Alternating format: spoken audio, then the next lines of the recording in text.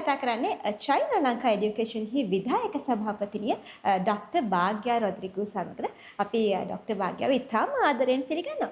අයිබෝන් ඩොක්ටර් භාග්‍යා. ඩොක්ටර් මේ China Lanka education ආයතනයේ සහ ශ්‍රී ලංකාවේ ඉන්න චීනයේ ඉගෙන ගන්න සූදානම්ින් ඉන්න මේ 2026 වසර වෙනුවෙන් ඉගෙන ගන්න සූදානම්ින් ඉන්න දරුවන්ට විශේෂ දවසක්. මේ පහ මොකද වෙන්නේ? මේ පහ අපි BMICH එකට එනවා චීන විශ්වවිද්‍යාල ශිෂ්‍යත්ව 200ක් අරගෙන එදාට තියෙන විශේෂත්වය තමයි එදා රෙජිස්ටර් වෙන දරුවන්ට රෙජිස්ට්‍රේෂන් ෆී එකෙන් අපි 50% ඩිස්කවුන්ට් එකක් දෙනවා. මතකනේ දවස මැයි 5 වෙනි අඟහරුවාදා උදේ 9 ඉඳන් සවස් 5 දක්වා ඔබට පුළුවන් BMICH ටියුලිප් ශාලාවට එන්න. ටියුලිප් ශාලාවේ ඉන්න ඩොක්ටර් භාග්‍යා ඔබට මුණ ගැහෙන්න පුළුවන්, කතා කරන්න පුළුවන් මේ ශිෂ්‍යත්ව 200 පිළිබඳවම විස්තර දැනගන්නට හැකියාව තිබෙනවා. ඩොක්ටර් මේ අවුරුද්දෙත් ශිෂ්‍යත්ව 200ක්. 200ක් කියන්නේ ටිකක් ලොකු ප්‍රමාණයක් නේද? ඇයි මේ ශිෂ්‍යත්ව 200ක් දෙන්නේ? ඇත්තටම අපිට ශිෂ්‍යත්ව 200ක් යුනිවර්සිටි එකෙන් හම්බෙලා තියෙනවා. ඉතින් ඒ කියන්නේ ගොඩාක් විෂයන් වලට. දැන් අපි කියමුකෝ මියුසික් කරනවා නම්, ඉංජිනේරින් කරනවා නම්, මැනේජ්මන්ට් මේ හැම විෂයකටම අපි ළඟ ශිෂ්‍යත්ව තියෙනවා. ඉතින් ඒ ශිෂ්‍යත්ව 200 ගන්න බලාගෙන ඉන්න දරුවෝ ඉන්නවනම් ඒ ලෙවල් විභාගයේ සමත් වෙලා ඉන්න, ඒ ලෙවල් ප්‍රතිඵල තියෙන දරුවෝ එන්න අපිත් එක්ක සම්බන්ධ වෙලා මේ ශිෂ්‍යත්වය ලබා ගන්න. දැන් මේ ඩොක්ටර් භාග්‍යා මතක් කරපු විශේෂිතම කාරණාවක් තමයි මියුසික් වලට කියලා. මියුසික් වලට අපිට චීනයට ගිහින් සංගීතය හදාරන්න පුළුවන්. ඒ කියන්නේ මේ ආර්ට් ස්ට්‍රීම් එක කලා විෂය ධාරාව හැදෑරූ දරුවන්ට සංගීතය ඉගෙන ගන්න ආසාවෙන් ඉන්න අයට චීනය ඉගෙන ගන්න පුළුවන් නේ කියන්නේ. ඔව් තශාන්ති. දැන් ඇත්තටම මේ පළවෙනි බැච් එක නෙමෙයි. දැන් මේ වෙනකොට චීනයේ ඒ මියුසික් කොලෙජස් වලින් ඉගෙනගෙන යුනිවර්සිටිස් වලින් ඉගෙනගෙන උපාධිය අරගෙන ඇවිල්ලා දැන් ලංකාවේ මේ වෙනකොට ඔය ප්‍රධාන ටීවී නාලිකාවලත් මම දකිනවා ඒ දරුවෝ ඒගොල්ලන් වර්ක් කරනවා. ඉතින් මේ මියුසික් මේ උපාධිය අරගෙන ඇවිල්ලා සමහරක් අය ලංකාව විතරක් නෙමේ වෙනත් රටවල ඕස්ට්‍රේලියාව වගේ රටවල ගිහිල්ලා මියුසික් තෙරපි කරනවා. ඉතින් මේ ඔක්කොම චයිනා වලින් ඒගොල්ලන් මේ මියුසික් ශිෂ්‍යත්වය අරගෙන ඇවිල්ලා තමයි ශිෂ්‍යත්වය අරගෙන ඒ කියන්නේ නොමිලේ ශිෂ්‍යත්ව සම්පූර්ණ නොමිලේ ශිෂ්‍යත්වයක් අරගෙන ඉගෙනගෙන ඇවිල්ලා ලංකාවට වගේම දැන් වෙන රටවල ගිහිල්ලා සේවය කරනවා. ඉතින් ඒකට විශේෂ වැඩි විස්තර දැනගන්න ඕනේ නම් ආර්ට් කරපු දරුවෝ ඉන්නවා නම් අපිට කතා කරන්න ඊපස්සේ මට එක්ස්ප්ලেইন කරන්න පුළුවන් කොහොමද මේ ශිෂ්‍යත්වය ගන්න කියලා. ඔව් ඔබට පුළුවන් ඩොක්ටර් භාග්‍යාට කතා කරන්න 077 290 දුරකථන අංකයෙන් චයිනා ලංකා එඩියුකේෂන් ආයතනයට කතා කරන්න. ඔබට ඔබේ දරුවන්ට තිබෙන මේ ශිෂ්‍යත්ව 200 මොනවාද කියලා දැනගන්නට පුළුවන්. ඩොක්ටර් අපි චීනය ගැන කතා කරද්දී අපි ලංකාවේ අපි දන්න විශ්වවිද්‍යාල කීපයක් තියෙනවා. තියන්ජින් විශ්වවිද්‍යාලය, ඊළඟට ජර්ජියන් විශ්වවිද්‍යාලය, ඊළඟට තියන්ගොන් විශ්වවිද්‍යාලය. දැන් තියන්ගොන් විශ්වවිද්‍යාලයට යන්නට කැමැත්තෙන් ඉන්න දරුවන්ට මොන විදිහේ පාඨමාලාද එහිදී හදාරන්නට පුළුවන්? ඔව්. අතම තියන්ගොන් විශ්වවිද්‍යාලයට අපි හැම අවුරුද්දකම ඒ කියන්නේ සෙමෙස්ටර්ස් දෙකටම යවනවා දරුවන්ව. ගොඩක් අය එක්ක මාර්ච් සෙමෙස්ටර් එකට මාර්ච් එකට යනවා ඉන්ටේක් එකට. එහෙම නැත්නම් සෙප්ටෙම්බර් ඉන්ටේක් එකට. දැන් මාර්ච් ඉන්ටේක් එකේ දරුවෝ මේ වෙනකොට විශාල ප්‍රමාණයක් ගිහිල්ලා එන. දැන් අපි ඊළඟට මේ සෙප්ටෙම්බර් ඉන්ටේක් එක තමයි. මේකේ තියෙන විශේෂත්වය තමයි මේ විෂයන් වලට අපි ශිෂ්‍යත්ව දෙනවා. ඔයගොල්ලන්ට කැමති නම් chemical engineering, artificial intelligence, textile engineering. අතම මේ ටෙක්ස්ටයිල් කරලා ආපු දරුවෝ අද ලංකාවේ තියෙන ප්‍රධාන ටෙක්ස්ටයිල් ආයතන වල ඉංජිනේරුවරුන් වශයෙන් වැඩ කරනවා. ඉතින් ඒක හරිය සතුටුයි දැනගන්න. ඒගොල්ලන් මේ තියෙන දැන් ඒවැම් මේගොල්ලන් වෙනත් රටවලට ගිහිල්ලා ඒත් දැන් වර්ක් කරනවා. ඉතින් ටෙක්ස්ටයිල් කියන්නේ ඇත්තටම මේ යුනිවර්සිටි එක අතරම චයිනා වල තියෙන টপ 1 2 3 වගේ ඉන්න මට්ටමේ ඩිපාර්ට්මන්ට් එකක්. ඉතින් කවුරු හරි දරුවෙක් කැමති නම් ටෙක්ස්ටයිල් වලට ඇප්ලයි කරන්න පුළුවන්.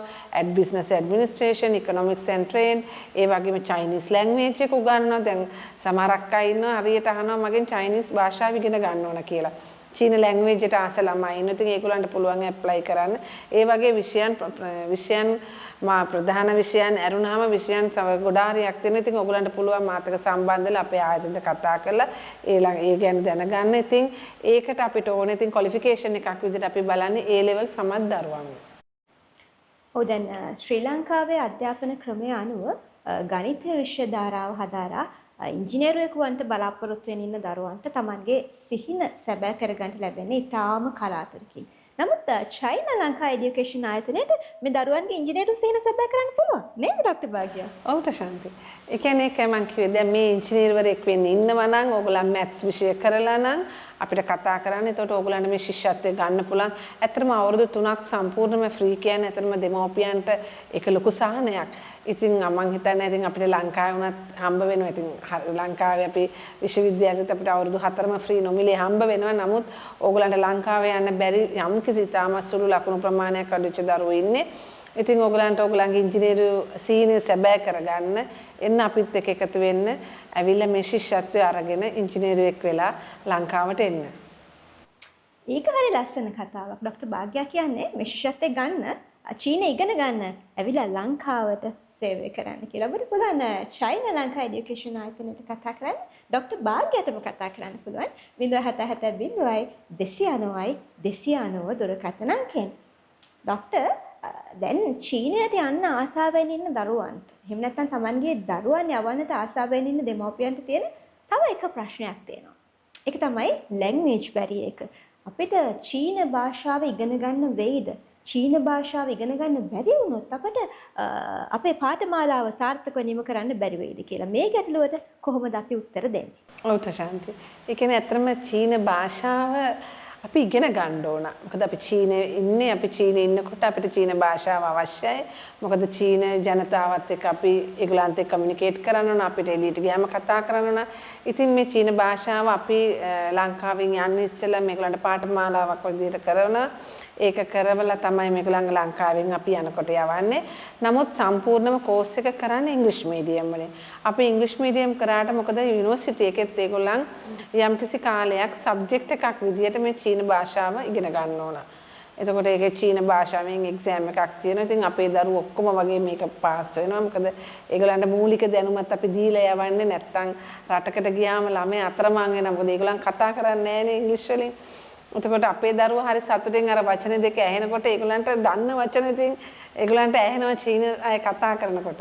ඉතින් මම දැකලා තියෙන සමහර මමත් ගිහිල්ලා තියෙන ඒගොල්ලන්ට එක ඉතින් අර සමහරක් දරුවෝ ටග්ගල චීන අයත් එක්ක දන්න වචන දෙක තුලින් කතා කරන්න උත්සාහ ගන්නවා. ඉතින් ඒ මට්ටමටම අපි චීන භාෂාව උගන්වලා තමයි මේ ලංකාවෙන් යවන්නේ. ඔව් දැන් විශේෂිතම කාරණාව තමයි ලැන්ග්වේජ් එකක් භාෂාවක් ඉගෙන ගන්නකොට අපි කතා කරන්න ඕනේ. ඔබට චීනයට නම් යන්න ඔබේ දරුවා චීනයට නම් යවන්නේ ඒක කිසිම ගැටලුවක් වෙන්නේ නැහැ. මොකද චීන ජාතිකයන් ඉතාම සුහදශීලී. ඔබට ඔබේ ලැන්ග්වේජ් ස්කිල්ස් ප්‍රැක්ටිස් කරන්න පුළුවන්. මම හිතන්නේ ආච්චිලා සියලා ඕන තරම් ඇවිල්ලා කතා කරනවා දරුවොත් එක්ක නේද? ඔව්. ඇත්තටම මේ තශාන්ති හරි ආදරේ. ඒගොල්ලන් හරි ආසයි. ඇත්තටම ශ්‍රී ලංකන් කිව්වම ඒ ආච්චිලා සියලට මතක් වෙන්නේ අපේ ඉස්සර කාලේ බණ්ඩාරනායක කියන එක. ටග්ගල බණ්ඩාරනායක මැතිනිය ගැන කියනවා ඒගොල්ලන්. එතන සිරිමාව බණ්ඩාරනායක කියලාම ඒගොල්ලන් කියන්නේ සිරිමාව බණ්ඩාරනායක මැතිනිය ඒගොල්ලන් හරිම ආදරයෙන් මතක් කරනවා. ඊට පස්සේ ඒගොල්ලන් හරි ආසයි ලංකාවේ මේ අපේ ෆීචර්ස් වලට ආසයි අපේ ළමයින්ගේ ඇස් වලට ආසයි. මොකද චීනාවේ තියෙන පුංචි ඇස්. ඉතින් මේගොල්ලන් හරි ආසයි අපේ ඇස් වලට. ඉතින් දැකලා ළමයිගේ ලස්සන කියන ඉතින් එහෙම ඒ චීනාය කැමති අපිත් එක්ක සම්බන්ධ වෙන කතා කරන්න. ඉතින් මේ වචන ඇහෙනකොට අපේ දරුවෝ චුට්ටක් දැනගෙන ගියත් ඒගොල්ලන් අර ඒගොල්ලන් කමියුනිකේෂන් ස්කිල්ස් හදා ගන්නවා කතා කරලා. ඉතින් ඇත්තටම හරි සුවදශීලී ජාතියක්. හරියට ඒ කියන්නේ අපේ රටේ වගේ තමයි ඒගොල්ලොත් හරි ආරක්ෂා කරනවා. දරුවෝ විදිහට දකිනවා. යුනිවර්සිටි එකකට උනත් අපි ෆස්ට් ඉයර් යනකොට ඇත්තට මේ ටීචර්ස්ලා අපිව බලාගන්නේ හරි ආදරෙන් මේ පොඩි ළමයි ගානට. මොකද බැචලර්ස් කියන්නේ දැන් අපි මොන්ටිසෝරි එකට ගියා වගේ යුනිවර්සිටි එකේ බැචලර් කියන්නේ. ඉතින් ඒ හින්දා චීනාවේ හරිම ආදරෙන් හරිම සුවදශීලීව ළමයින්ට කතා කරනවා. ඉතින් දෙමව්පියන්ට කිසිම බයක් තියාගන්න අවශ්‍ය නැහැ මේ විශ්වවිද්‍යාලවලට යවන්න. ඔව් දැන් ඔබේ දරුවව යවන්නේ බටහිර රටකට නම් මේ දවස්වල ඔබ දකිනවා ඇති ප්‍රවෘත්තිවල එහෙම ටිකක් ප්‍රශ්න තියෙනවා. ආසියානු කරේ මේ ආසියානු හැම තියෙන දරුවන්ට ටිකක් නොපනත්කම් සිද්ධ වෙන ආකාරය ඔබට පේනවා ඇති. හැබැයි චීනයේදී මේ විදිහේ කිසිම ගැටලුවකට මුහුණ දෙන්න ඔබට සිද්ධ වෙන්නේ නැහැ. ડોક્ટર භාග්‍යා චීනය කියන්නේ ලෝකේ ආරක්ෂිතම රටක් නේද? ඔව්. අත්‍තරම ලෝකේ ආරක්ෂිතම රටක්. දෙමව්පියන් කිසිම බයක් වෙන්න දෙයක් නැහැ. දරුවෝ කොයි වෙලාවෙ එළියට ගියත් රෑ 7ට විතර අම්මා මම එළියේ කියලා කිව්වම අපි ලංකාවේ නම් බයයිනේ නේද? එහෙම බය වෙන්න දෙයක් නැහැ. ඒගොල්ලන් අම්මලාට බය වෙන්න මොකද ඒ ආරක්ෂාව ඉතාමත් හොඳයි. නමුත් ඉතින් දරුවෝ ඇත්තටම කොතනකට ගියත් රෑ 10 වෙනකොට කැම්පස් එකේ ඉන්න ඕන. ඉතින් ඒ හින්දා දෙමව්පියන්ට බය වෙන්නේ නැහැ. මොකද යුනිවර්සිටි එක බලන මොකද මේ ළඟදී දැන් එක අවුරුද්දකට විතර ඉහතදී කියන්නේ කාලෙත් එක්ක යුනිවර්සිටි එකකින් අපිට කතා කරා එක දරුවෙක් රූම් එකේ ඉඳලා නැහැ. දැන් කියන්නේ චෙක් කරගෙන යනකොට රූම් එකේ ළමයා නැහැ. ඊට ටක් ගාලා කෝල් කරා මෙයා රූම් එකේ නැහැ කියලා. ඊට පස්සේ අපිට කෝල් කළා විනාඩි 5ක් යනකොට කෝල් එක ආවා. යා සුපර් මාකට් එකකට ගිහිල්ලා පොඩ්ඩක් යාට එන ටැක්සි එකක් පරක්කු වෙලා. ඉතින් ටක් ගාලා ළමයා ඊට පස්සේ ආවා. ඉතින් අර ඒ වගේ සිකියුරිටි එකක් තියෙනවා ඇත්තටම. ඒක කියන්නේ ඒක අපි මම පර්සනලි අත්දැකගත්ත අත්දැකීමක් එක මම හිතන්නේ අවුරුද්දකට විතර ඉස්සෙල්ලා. ડોක්ටර් චයිනා ඒරෝස්පේස් යුනිවර්සිටි එක ගැන මොනවද අපේ දරුවන්ට අපිට කියන්න තියෙන්නේ? ඔව්.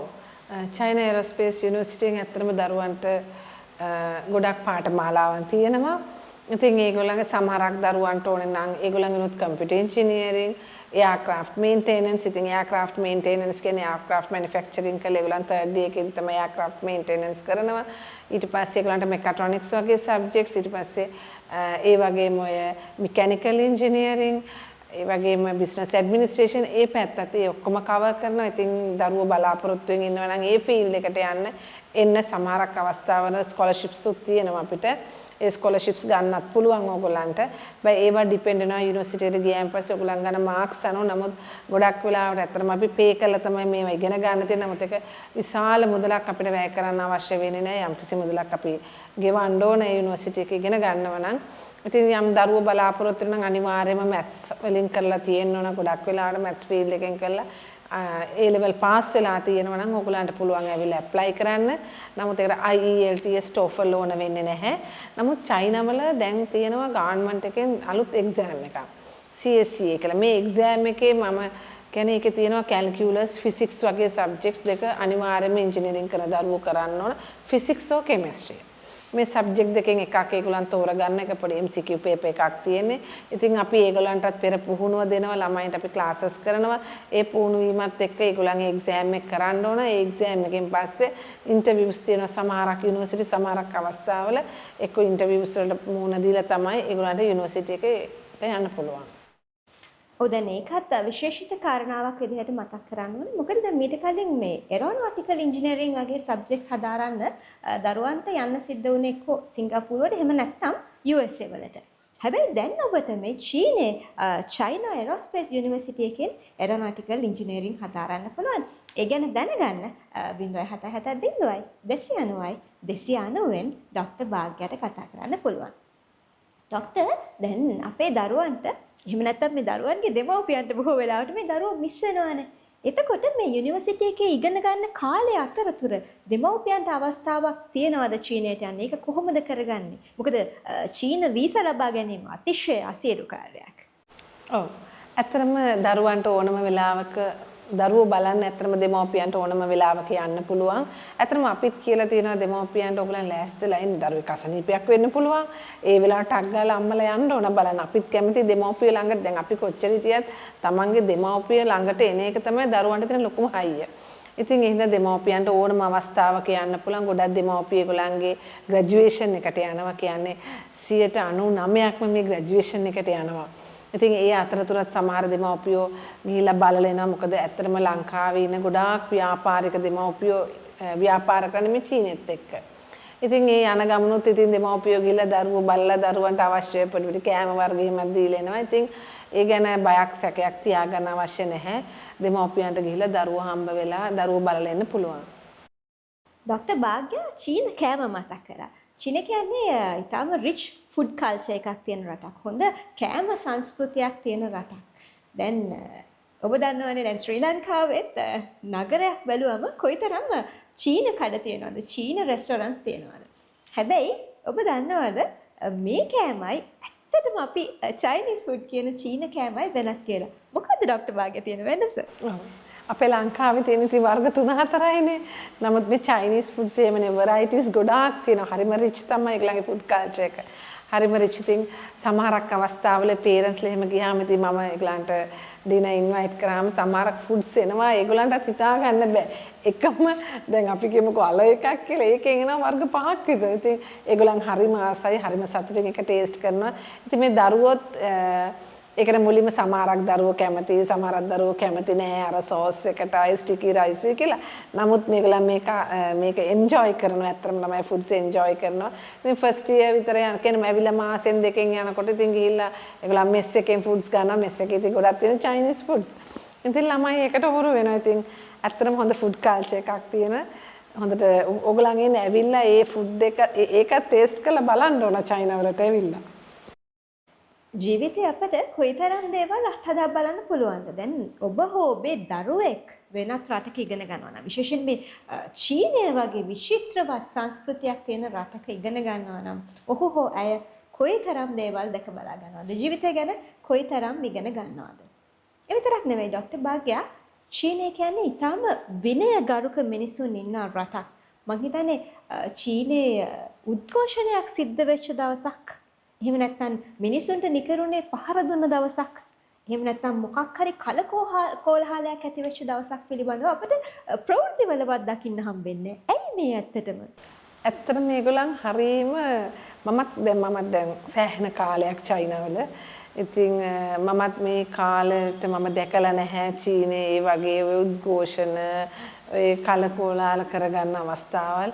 ඒ මිනිස්සු හරීම සුහදශීලී. හරිම එකතු ඉතින් සාමාන්‍ය අවස්ථා තියෙන්න පුළුවන්. නමුත් අර ওই වගේ අවස්ථාවල් මම දැකලා නැහැ. මොකද ඒගොල්ලන් හරි සුහදශීලී, හරි එකමුතුයි. ඒගොල්ලන් ඇත්තටම තමන්ගේ කරන වැඩේ හරියට කරනවා. ඉතින් එතනින් එහාට ඒගොල්ලන්ට වැඩක් කෙනෙක් ආයෙක්වත් රණ්ඩු කරන අවශ්‍යතාවයක් නැහැ. මං හිතන්නේ ඒගොල්ලන් දැන් අපි යුනිවර්සිටි එකේ ගත්තත් අපේ යුනිවර්සිටි එකේ ගුරුවරු ඒගොල්ලන්ගේ ප්‍රධානියට හරි ගරු කරනවා.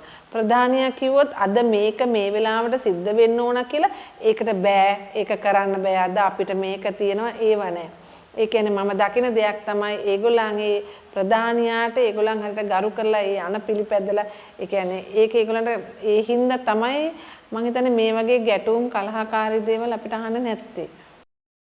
දැන් ડોક્ટર භාග්‍යා අපේ දරුවෝ දැන් ගෙවල් වලම ඉඳලා මේ ලෙවල් වෙනකන් ඒ ලෙවල් ඉවර වෙනකන් ගෙවල් වලම ඉඳලා හැදිච්ච දරුවෝ. සමහර දරුවෝ ටිකක් විතර හිතුවක්කාරයි.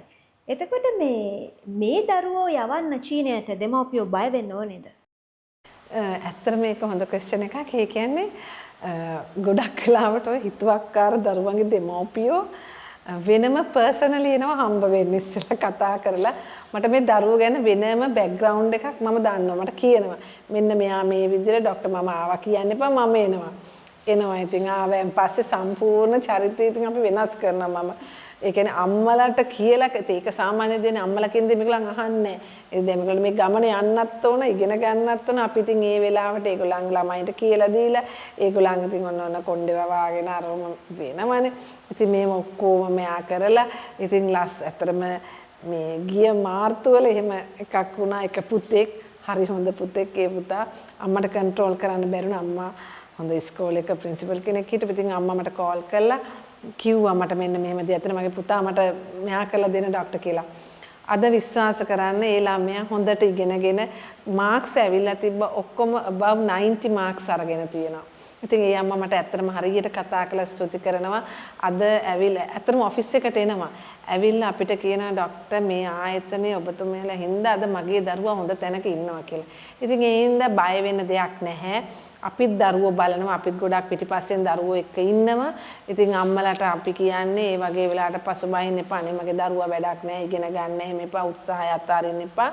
ඒගොල්ලන්ට හරි මාර්ගය පෙන්වුවාම ඒගොල්ලන්ට ඇත්තම බුද්ධිමත් දරුවෝ ඒක හරි විදිහට ඒගොල්ලන් ගත්තොත් ඒගොල්ලන්ට හරි මාර්ගය ඒගොල්ලන්ගේ දියුණුව කරා යන්න පුළුවන්. සහ විශේෂිතම කාරණාව තමයි මේ චීනය වගේ හරියට සිස්ටම්ස් වැඩ කරන රටකට ගියාට පස්සේ මේ දරුවෝ ඒ සිස්ටම් එකට අනුගත වෙනවා. ඊපස්සේ ලංකාවට ඇවිල්ලා ඉතාමත් විනයගරුක පුරවැසියෝ විදිහට වැඩ කරනවා.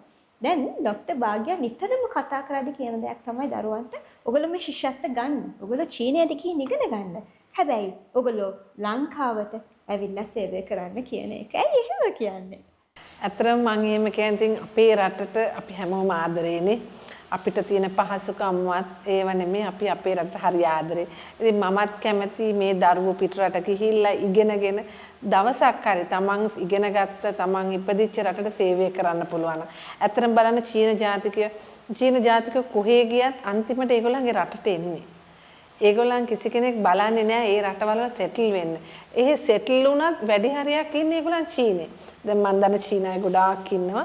එක්ක කියනවා USA වල තියෙනවා, ඕස්ට්‍රේලියාව වල ඒගොල්ලන්ගේ ප්‍රොපර්ටිස්, එක්ක UK කියන නමුත් ඒගොල්ලන් අන්තිමට බැලුවොත් ඉන්නේ චීනේ.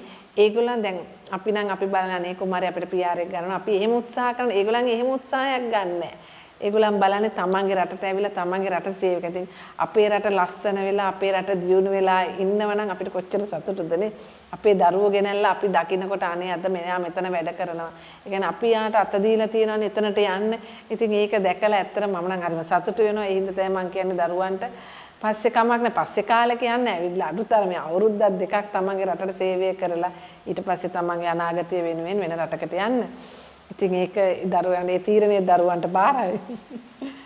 ඔබටත් චීනයේ අධ්‍යාපනය ලබන්න පුළුවන්. ශිෂ්‍යත්ව 200ක් තියෙනවා සූදානම් කරලා චයිනා ලංකා এডুকেෂන් ආයතනයේට ડોક્ટર භාග්‍යයට කතා කරන්න 077 290යි 290න් ඒ වගේම තමයි මැයි 5 වෙනිදා ඔබට විශේෂ දවසක්. මැයි 5 වෙනි අඟහරුවාදා උදේ 9 වෙද්දී BMICH එකේ ටියුලිප් ශාලාවට එන්න ડોક્ટર භාග්‍ය හම් වෙලා මේ ශිෂ්‍යත්ව ගැන ඔබට දැනගන්න පුළුවන්.